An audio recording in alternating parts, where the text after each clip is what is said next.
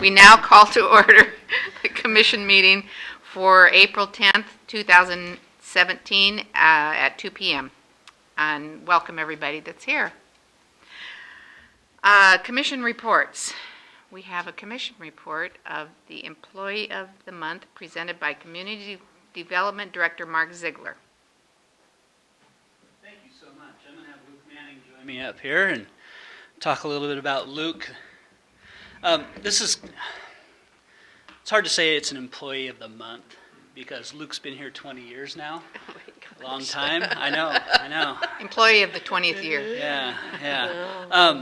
And what's great about Luke is he's so flexible, amenable, and he cares so much about what he does every day that it really isn't just the last month. It really is the last 20 years Luke's been here. But I really wanted to recognize him this month. As you know, the Parks Department has seen some significant budget reductions over the last several years. With the passage of the Metropolitan Park District in 2010, we really thought that we'd see some new improvements and opportunities to get a lot of work done in our parks. And I know nobody is more excited than Luke because he takes a lot of pride in the facilities that we have in the community.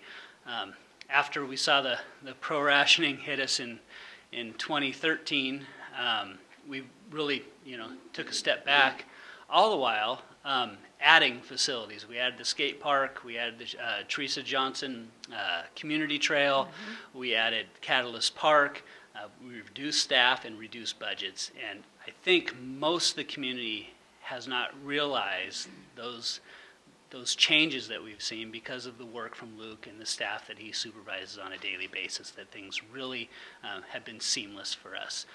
It hasn't been without trial, hasn't been without tribulations, and maybe a little extra time and effort from Luke, but I think the community really sees that there's not much change there, and that's really in relation to his hard work every day. So we want to give Luke our Employee of the Month for April 2017, and really thank him for all the work he does on a daily basis. Thank you, Luke. Thank you. Appreciate it. Well, You can say something if you like. yeah, I'll talk after he's done. Well, thank you, Mark. Thank you very much. And I graciously accept this for the work done in the Parks Department, the entire department. That's it. Luke drove the garbage truck in the Christmas parade. I was his passenger, and the dump truck. Yes, I'm sorry. And he just made me feel really nice up there. And I would say, let's, do the horn, and he'd do the horn. So he was a great driver. You're going to be driving me forever in the next few years at least. I got dibs on you. Yeah. Thank you. Oh, Luke, thank you so much. I can't believe you're 20 years old even. He looks 20, doesn't he? But I see you out on the weekends. I see you working so hard. I see you with not always maybe the best vehicle. And I know it's a struggle to do the great maintenance job that you do, and I know it's part of your heart. So we'll just hope and pray and know that our parks budget is going to increase as our economy improves. And so thank you so much for all your hard work. Yes, thank you. Next, we will have a letter of support to Jim Morrell, President and CEO of Peninsula Community Federal Credit Union, and it will be read into the record. Just by way of background, Jim came to the city a couple weeks ago and mentioned a program that they're putting on. So a few of us attended the program that Peninsula Credit Union put on 2 Saturdays ago, and we wanted to offer some support to the work that they're doing for folks that are asset limited but still employed in town. Should we have Jim come up to the podium?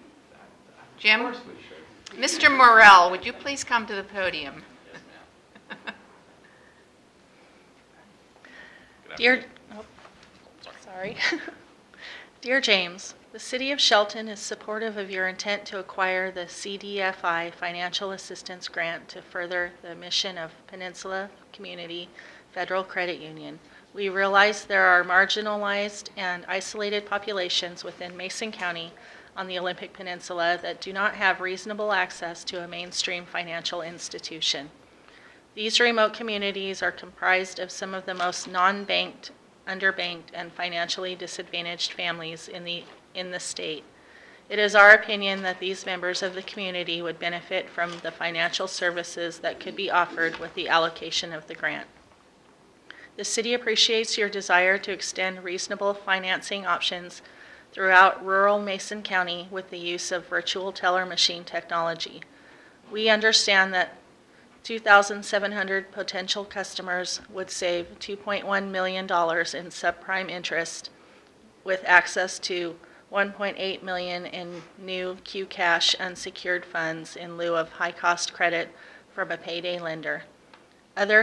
Another 300-plus consumers would have increased access to $7.5 million in affordable loans. We look forward to working closely with Peninsula Community Federal Credit Union to expand the reach of current financial education efforts, identify individuals and families that can benefit from PCFCU's services, and improve the lives of people in the community. Commissioners, thank you. On behalf of Peninsula Credit Union, it means a lot for us and for our membership to have your support in the work that we're doing as a community development financial institution. As Mr. Wheaton explained, our event on the 25th of March talked about the fact that nearly 2 out of every 5 individuals living in Mason County are asset limited, income constrained, and employed. These are individuals that are working but are barely scratching their ability to pay for a survival household budget.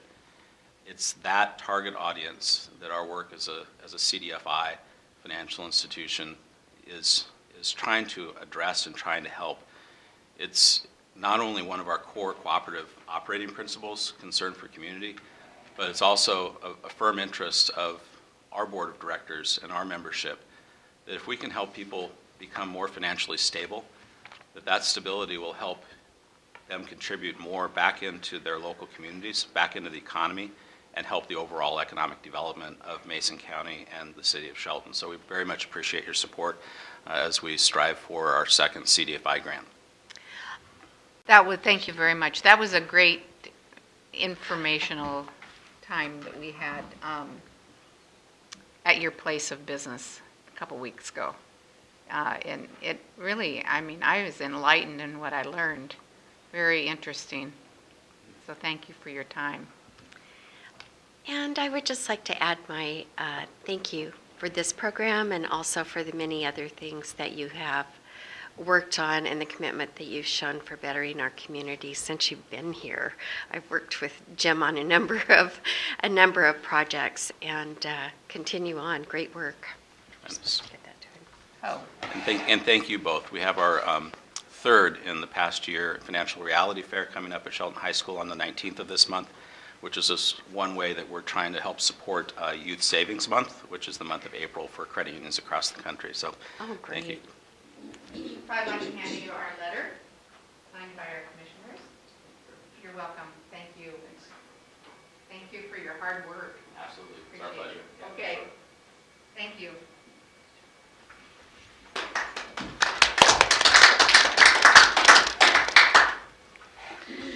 Okay, so now we'll have our commission weekly report. Oh my goodness. Tracy, you're on. I'm on, and I was so excited about everything else, Employee of the Month, and a letter that I didn't have my agenda ready. Tomorrow I have a Housing Coalition Executive Board meeting as well as the Housing Coalition regular meeting.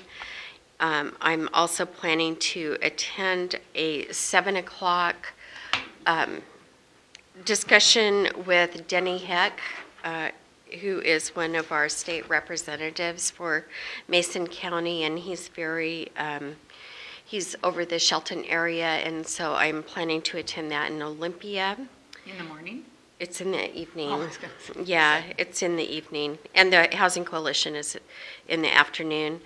On Thursday, I will be meeting with Kevin Schmeltzlin of Shelton to the Top, and I also have a March for Science planning meeting, on Thursday evening.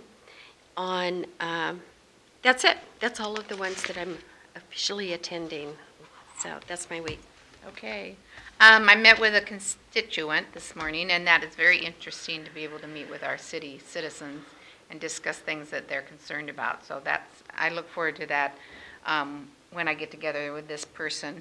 Tuesday, I will be attending a PUD commission meeting out at the PUD 3. Wednesday, I have after hours at the Exceptional Foresters up on Railroad. I'm going to try to attend Okay. that too. And Thursday, my weekly briefing with Ryan. And that's it. We have now, has anyone signed up for general public comment?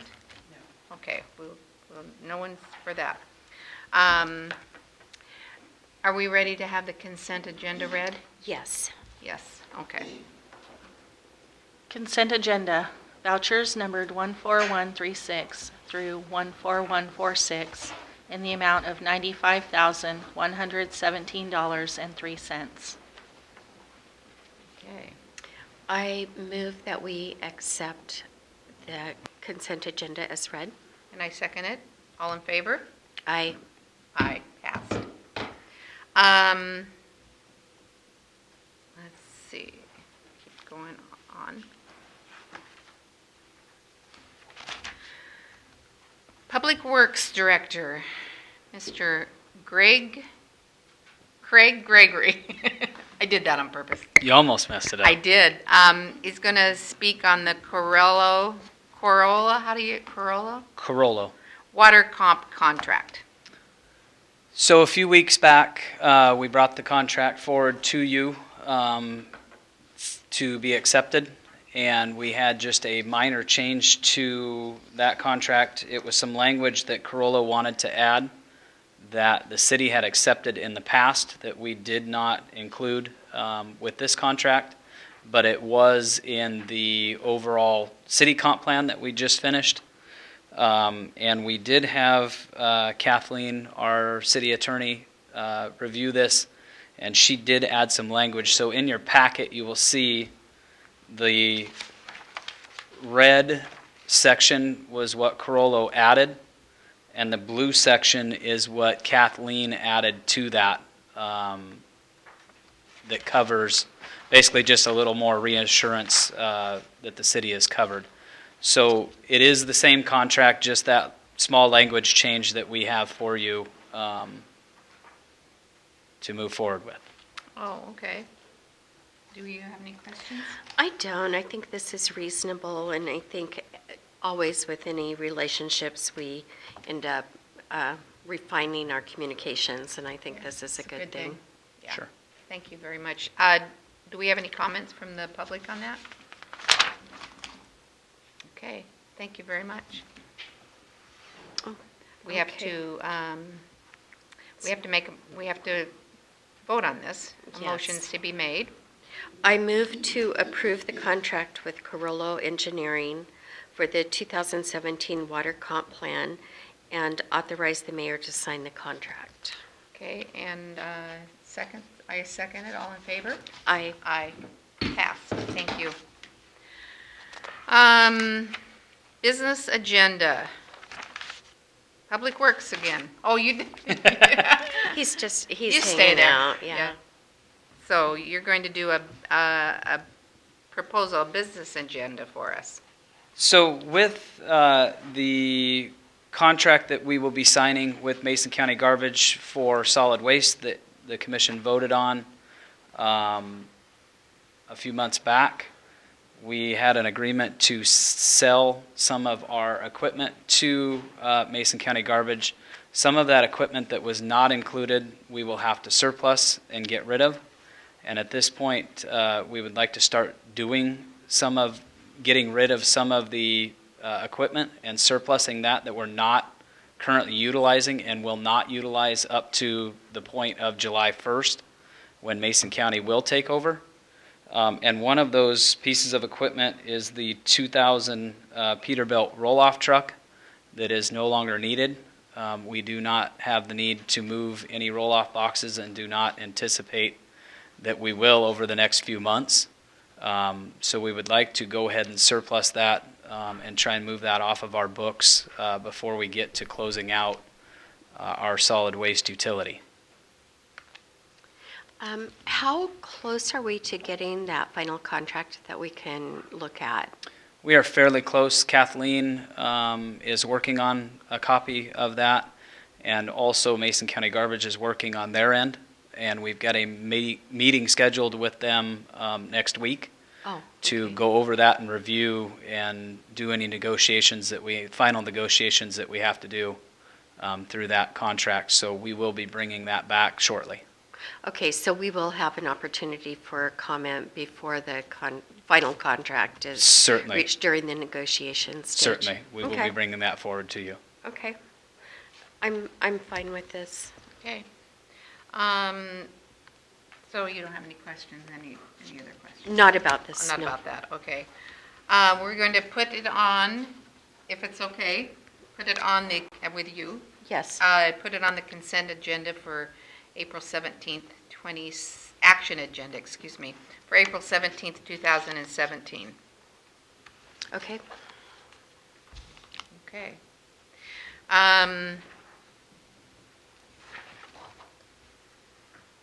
Financial Director Nola. I'm not going to say your last name. Go ahead, say it. Nude egg. I know. That's part of it. Yes. Vaughn. You get Vaughn it. Newton. Vaughn Nude. Very good. That's it. Von I Nudie. practice it, I really do. That's You're good. going to present an ordinance to us. I am. Okay. This is a topic that I've brought to the commission once before to discuss, and it has to do with converting the city of Shelton from a GAAP basis of accounting to a cash basis of accounting. Just a reminder, GAAP is an acronym for generally accepted accounting principles. It's basically an accrual method of accounting versus a cash basis of accounting. Under RCW 43-09.200, the Washington State Auditor's Office allows local governments the option to report on either a GAAP basis or a cash basis. Typically, about 20% of local governments do use the GAAP basis. Most of the smaller entities will use a cash basis. And the city of Shelton historically has always used the GAAP basis. So I have been working with the state auditor's office and doing some other research to see if that's a viable option for us. And it does appear that it, in fact, is a viable option. We've looked at the financial records. We've looked at all of our accounting systems. And we've done some comparison of staff hours and budget impacts required for accounting and reporting under both the GAAP basis and the cash basis systems. We've also consulted with the department heads who make their critical business decisions based on financial information. We've talked to representatives from the Washington State Auditor's Office. We've talked to several colleagues from other Washington cities of similar size and configuration. And we've talked to some professionals in the bond issuance arena to see if there is any concerns we should be aware of as we consider this kind of a change. All of the information we gathered from all of those meetings supports converting the city of Shelton from a GAAP basis to a cash basis. We also have been able to confirm that a cash basis, that the adequate accountability, oversight, and control can be achieved whether reporting on a cash or a GAAP basis. So either system, we will be able to have strong integrity within our financial systems. Converting the city of Shelton from a GAAP basis to a cash basis for financial accounting and reporting will simplify the annual reporting process. It will reduce significantly the amount of staff time required for preparation of the annual financial report, and this will result in a positive budgetary impact. It frees up staff time to work on a lot of other projects that just haven't been done. I was looking at some of the staff time records from last year, and preparing an annual report on a GAAP basis probably in 2016 and prior years probably took over 1,000 hours of staff time. Converting our system from GAAP to cash, we will be able to cut that down to less than 200 hours. Awesome. It's a big difference, Big difference. The first year, we might not be able to cut it quite that low, but I'm very confident that we will be able to get it that low in subsequent years. In my prior work experience, typically it would take me about 1 week to do the annual report, and I did it all by myself, and that's a cash basis. So I'm real confident that we will be able to make much better use of our staff time doing this. So at this time, I would request a first reading of ordinance number 1897-0417 and a concurrence by the commission to place this ordinance on your action agenda for next Monday, April 17th, regular commission meeting. Any questions? I have just one question. Sure. What does the gap versus the cash look like at the state auditor's level when they come in to audit our books for the general? Good question. Before I left on vacation, Ryan and I and Megan met with 2 representatives from the Washington State Auditor's Office, and we specifically discussed this particular issue with them. And they didn't quite applaud, but they gave us very firm 2 thumbs up.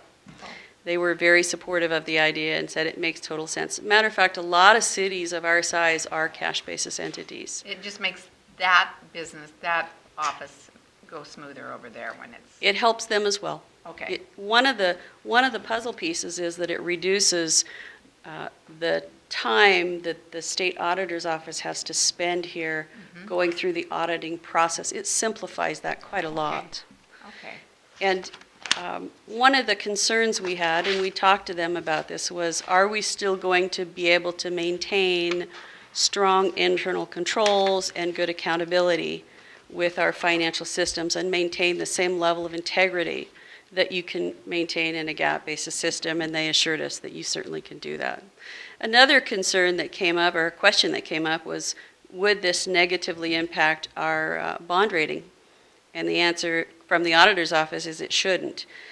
The auditor is required under a GASB publication to publish what they call a negative statement.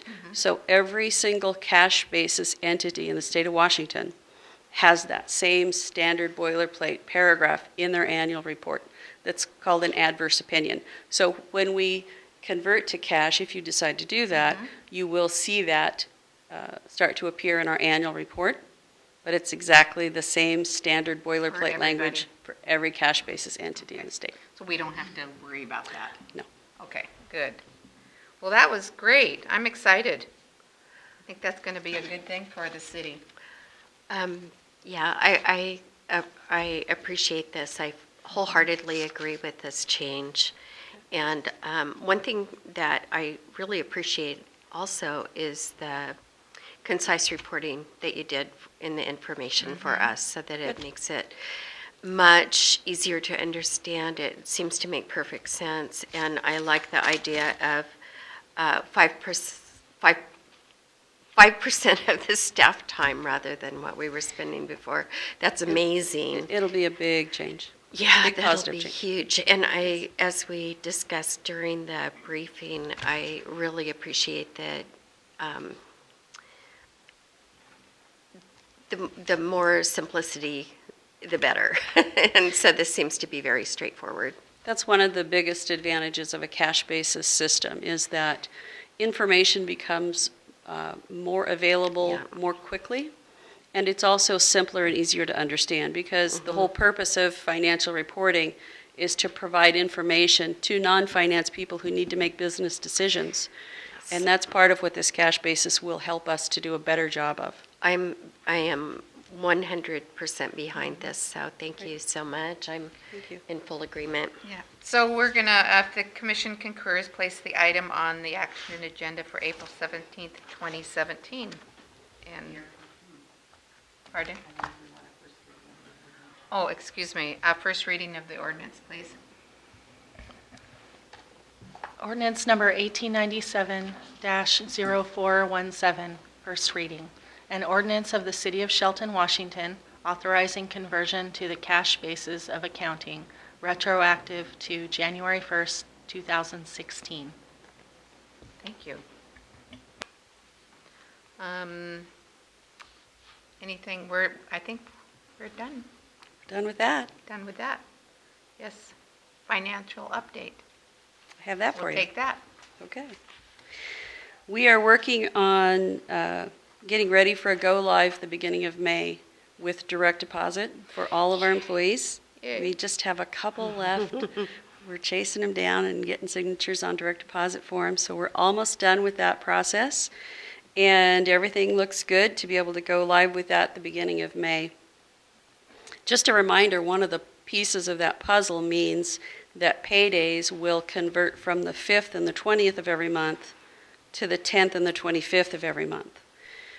If the 10th or 25th falls on a weekend or a holiday, then it would be the last working day prior to the 10th or 25th. So that goes into effect in May. So We have 2 pay periods in 1 month. we have one pay period and a draw. Okay, okay. There, I was a for little those people confused who by are that. getting a draw, they might, right now, employees who are on a draw will get that draw on the 20th. So in April, those employees who are on a draw will still get that draw on April 20th. Okay. And then at the beginning of May, instead of getting paid on May 5th with paper checks, everyone will get paid on May 10th, and it'll just automatically appear in your bank account. Most of the time, these direct deposits will hit people's bank accounts around 6 o'clock in the morning on payday. The banks are pretty good about having everything loaded into their systems and ready to go usually the day before, which is part of the reason why we needed to move the payday out to the 10th, so we have enough time to send the files to the bank and for them to get everything distributed where it needs to go. And if there's a hiccup with anything, they'll let us know and we can try to address those things. So that should be good to go starting in May. Yay. As far as financial software, we're continuing to work with Tyler Technologies, looking at a module that we have called EnerGov. And as we explore more deeply into this product, it's going to serve more of a purpose in the area of permitting, I think, in building plans. And we're looking at, it'll also help us with some licensing. But as far as utility billings, there's actually another product that works with the software that's kind of an add-on module, and it's called Insight. And that tool will be a public-facing tool where utility customers can log in and look at their utility history and pay their bills online, and that's going to be a really nice tool. So we're looking some more at that product, see if we can get that moving ahead. I want to tell you a little bit about business license renewals and B&O tax returns, where we're at on that. For business license renewals, we sent out a little over 1,600 business license renewal notices in December. Once we started into collection efforts after the January 31st deadline passed, we had 117 businesses that have failed to respond to business license renewal requests. Of those 117, somewhere between 50 and 60 have either, at this point in time, we've been contacting those businesses and working with them, and somewhere between 50 and 60 of them have now either closed their accounts or they have paid their renewal fees. We still have about 60, roughly 60 or so that we're working with that have in fact incurred a late penalty. So we're continuing to work with those businesses to try to get them into compliance, or if they're no longer in business, help them get their account closed. So we're working on getting all of these delinquent issues cleared up and cleaned up, and there were some prior year issues that were lingering that we're working with them to get all of the past records cleaned up. With B&O tax returns, we identified not quite 600 reports that were delinquent, and there were several businesses that had failed to report for multiple years. We still have close to 300 businesses that are out of compliance on B&O tax returns, but the staff has been actively pursuing working with those businesses and helping them to get compliant with that. So we're hoping to have most of this closed out by the end of April. I'm sure there will be a few stragglers that we're going to have to work with. John Sim has been the staff accountant that's done a lot of the work on this, and he's also had some help from Kim Kilmer and several of the other staff members, so they've done a lot of work to get this cleaned up. So we're making good progress on that.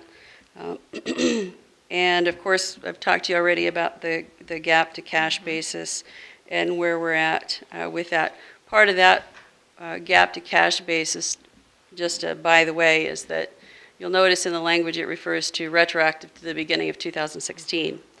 I'm getting ready to start working on the annual report, which is due at the end of May. And that annual report is for 2016. So when you approve this ordinance, if you approve it as it is submitted, that will make 2016 a cash basis year. And when I prepare the annual report, we will be able to prepare it on a cash basis. And I will smile, the staff will smile, and even the auditor will smile. That's all I have. Any questions? I have, what is the business license renewal fee? I believe it's $30 a year. So we're not it's not a big talking a fee. huge fee. No, Okay. it's not a big fee. And could you give me just like a very basic couple sentence explanation of how the B&O taxes are calculated? My staff accountant, John Sim, could do a better job of that than I could, but he's not in the room. But it is, I believe, I'm going to do this off the top of my head. Oh, I'm sorry. But yeah. I think it's 0.001 of the total gross revenue. But I'm oversimplifying my answer, so I'd have to verify that with John. Okay, maybe that's something I need to look into Yep. to, I can to certainly- educate myself. Eric knows. Thank you. I will get that for you. Eric knows. Oh, see, he's got it, everything. Is that right? Is it 001? Oh, he's got his report right there. Good for you. That's a latent one. Yeah. So it's 1/100th of a percent, right? Yeah. Thank you. And that's of the total gross. Yeah, of gross. Okay. Yeah. Okay, great. Thank you. Anything else? No, we'll get you later if we think of something. Okay. We know where you are. You know where I am. Yeah. Thanks. Thank you very much. We will now talk to our Assistant City Manager, Vicki Look. She will present the admin department update. Well, just a little bit. Good afternoon, Commissioners. I was out last week to training. I went to a labor conference, but in the meantime, we have a lot of activity up there in administration. We are getting special event permits in from applicants like the farmers market, and they're starting to talk to us about some of the opportunities to have the farmers market downtown again. And there's another group that's a garage sale type group that want to have an event once per month. I think it's the second Saturday of every month. So we have some things that are going to come up this summer that will be fun things for people to come on downtown and shop around and have some fun and bring people to our community. We also have several positions that we've advertised lately, and Facebook's doing a really good job for us to get that out there, and we're using that as a source to advertise and get the word out. We were advertised for a building official, and I think that closed late the middle of last week, so Mark and I will be looking through that. We also, Darren in the police department opened up a community service officer position. We met with Civil Service Commission, proposed a program for getting the applications out, and then a testing process that we will work through civil service with. So we have that on our schedule to do. And in the meantime, we have somebody temporarily doing the work, and I hear that there's lots of great stuff going on with that position and animal control and all that. So we also advertise for a city clerk, records officer, public records officer, and so we're really looking forward to getting that position filled and getting our records indexed and cleaning up our electronic records and all those things. And so I believe that closes at the end of the month. So we're looking forward to getting that position filled. It's been, we've needed a city clerk records officer for a while, so that'll be a good addition to the city.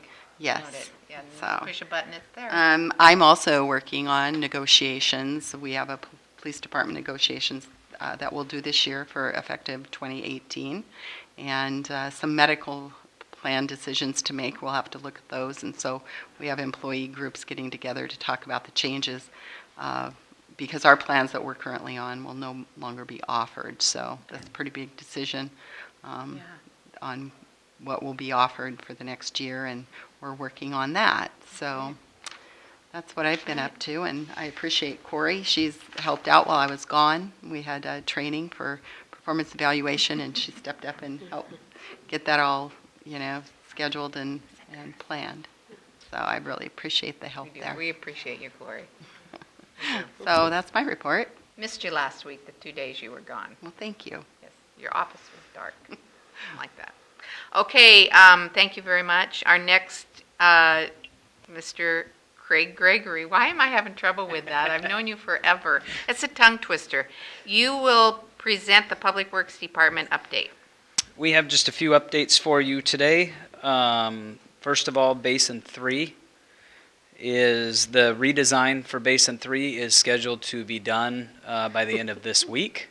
So we're hoping that gets back out to us from Parametrics. And the right of entry forms that staff has been working so diligently on, we have about 30 left out of the approximately 210 of those left to get back. Out of those 30, we've got a handful of those, about 10 that we know are vacant houses, that we are going to have to go to the county and try to figure out who owns those and who we get those to, if we can get them at all. There will be a few that we don't get back. But that is Basin 3. The city roadway striping is scheduled for next month. Will be late next month. Tentatively, it is set for May 22nd. So citizens out there on the roadways, if you can stay off of that wet paint, if you see them out there working, we appreciate that. And the Franklin Street between 7th and 5th in front of the MTA building, we are looking at a reconfiguration of that, putting it back to two-way traffic as opposed to the one-way that is out there at this point. So we will be looking at that and bringing that back to you shortly. We would like to try to get that done. If we're going to move forward with that, we'd like to get it done the first part of May so that it can coincide with the striping that we're going to do later in the month, so we could get that hydro strip, the paint off of it, get the bump out of the middle of the road and get that back to two-lane traffic. And then finally, the Railroad Avenue road diet survey is up online and will be closing at the end of the day on Wednesday. And we're hoping to get as many folks out there to take a look at that and comment on that before that does close. And we will be meeting back with the downtown visioning group again later in the week, and then bringing that proposal with many options back to the commission next Monday. Are you working with Mason Transit Authority about the changes or proposed changes on Franklin? We have been communicating with them for about the last 3 months on that. Between myself and Ryan, we have been communicating with all of their staff and Danette, their director, on that change. And what is the major motivation for looking at reconfiguring that road? At this point, it just does not look like it works to have that one-way traffic going through those two blocks. It is. It's very confusing. It is very confusing. Traffic flows are disrupted. Directions in and out of Safeway and also Neal's Pharmacy get pretty confusing.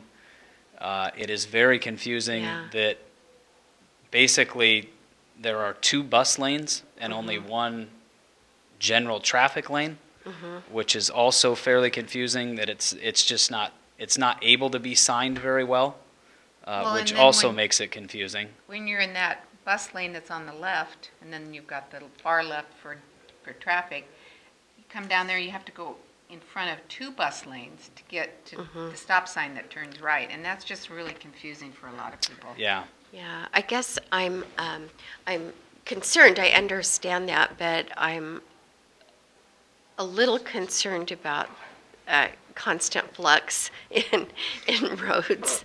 So I want to make sure that before we consider it, that there is some documentation that we really need to do that, because we do have a lot of people who are used to that now. So I will tell you, Tracy, I didn't have control over what we were doing in the past, but at this point we are trying to fix some of those things that I think we got passed through and made some changes that just don't look like they work at this point. So what you will get from us is if there is a problem, we are going to bring it back to you and try to rectify that situation. Okay, well, I definitely think that would be a popular decision, but like I said, I just want to make sure moving forward that's what we really should do before we make some more confusing changes. Sure. If people are used We to want it that, permanent. but yeah, Permanent thing. yeah. And I had another question. I don't know what it was, but I would like to say that I love the timing of the striping right before the Forest Festival. So, Yeah. And we will try with that Railroad Avenue reconfiguration also, we will certainly try to make that line up also Yeah. with the roadway striping if we decide to move forward with it. We have gotten the traffic engineer's report back for Railroad Avenue that we have started to review and collect some of that, and we will bring that forward to you next week also. great. Great. And I should mention as well, something I neglected to report on commission reports, I will be attending the visioning meeting as well. Thank you. One You're more welcome. follow-up on the Franklin piece. One of the issues that we brought up in working with Chief Moody is looking at safety on that street. We not only have 3 lanes going one direction, we also have 2 different types of parking on that street. Yeah. So we have parallel parking, then we have pull-in angle parking. So we're trying to get a cohesive plan together that returns not only regular traffic flow, but also improves public safety down there. And we did Great. part of that with the stop sign that was added right in front of the Oh. movie theater. Yeah. Great. I still couldn't figure out the coming out of Safeway issue there. I couldn't figure out why that's been like that. It's just crazy. But anyway. I can't answer that. Okay, all right. Okay. Thank you. Thank you. Do we have any admin final touches? Just 2 quick things. Craig mentioned the survey that we have out. We have over 300 responses so far. That's So we're awesome. hoping that we get a few more in the last couple days. And then I wanted to make note that we're still waiting for a response from Simpson regarding our initial contract language for the railroad in town. We do not yet have a response. Other than that, they're still working on it. They let us know on Friday that they're still looking at it on their end, but as soon as we get a response from that initial language, we'll bring it back. We expect that the process will take a while because there's a potential that we have to do some survey work, but we'll let you know as soon as we get another response. Okay. And Tracy, you have one more thing. Yes, I don't know if you have heard of this. This Yes, is I the March for Science, which is coming up on April 22nd. It's to celebrate Earth Day, and as most everyone knows, is that back in the late 30s, 40s, Shelton had the highest percentage per capita of PhDs in the U.S. And so this is a positive thing. It fits in extremely well with the ongoing efforts of Graduation Matters, as well as some of the programs that the EDC has done to integrate the STEAM principles, which is science, technology, engineering, art, and mathematics. It used to just be STEM, but now it's STEAM, into our education system. And to maybe give a broader variety of options for students as they're looking at for their careers. And so I've become involved in planning this. It's going to be an awesome event. Our Public Works is going to have some displays there for our systems, which I think will be really interesting.